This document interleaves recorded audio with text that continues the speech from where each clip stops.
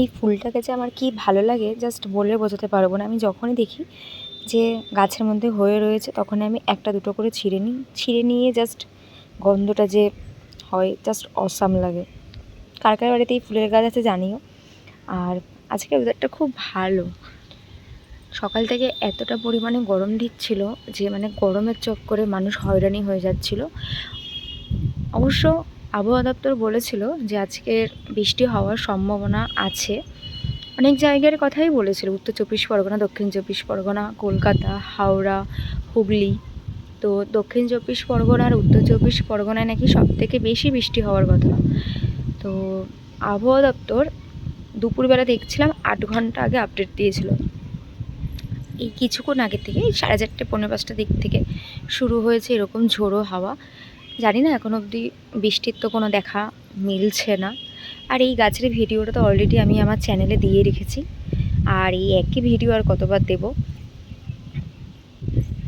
ওই যে গন্ধরাজ ফুলের গাছটা দেখতে পাচ্ছ তোমরা, এই যে ফুল এখনও হয়ে রয়েছে। আমি এখান থেকে 2টি ফুল ছিঁড়ে নিয়েছি।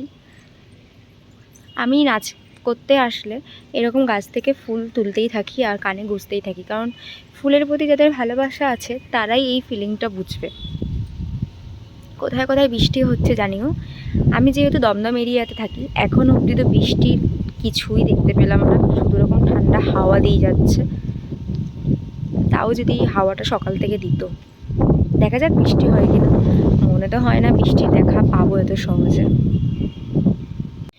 আর এখানে রয়েছে আমাদের ফুলের রানী গোলাপ, একটি মাত্রই ফুটে রয়েছে। যদিও বা এখানে অনেকগুলো গোলাপ ফুলের চারা রয়েছে, জানি না এগুলো কী রঙের, বাট এই একটিকেই আমি দেখতে পাচ্ছি। আর এখানে একটি ছোট্ট কড়ি রয়েছে, ইনি কবে ফুটবেন সেটাও বলা মুশকিল। আবার এখানে একটি দেখতে পাচ্ছি। বেশ ভালো লাগছে আজকের ওয়েদারটা, জাস্ট বলে বোঝানো যাবে না, এতটাই ভালো লাগছে। এর সাথে যদি একটু হালকা করে বৃষ্টি দিত তাহলে পুরোটাই জমে যেত, কিন্তু দুঃখের কথা, আর কি বলবো।